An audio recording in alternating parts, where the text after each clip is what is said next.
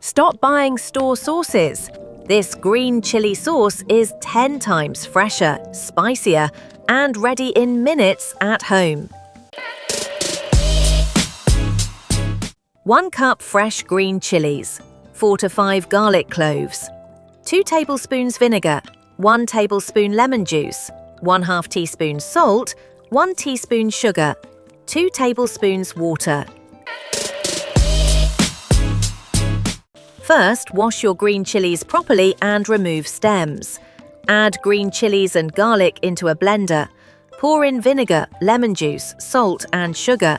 Add a little water to help blending. Blend until you get a smooth, vibrant green paste. Now take a pan, pour the blended mixture and cook on low flame for 3 to 4 minutes. Stir continuously until it slightly thickens and the raw smell disappears. Let it cool down completely. Transfer your delicious green chili sauce into a clean bottle. This green chili sauce stays fresh in the fridge for up to 2 weeks. Like, subscribe, and try this green chili sauce today.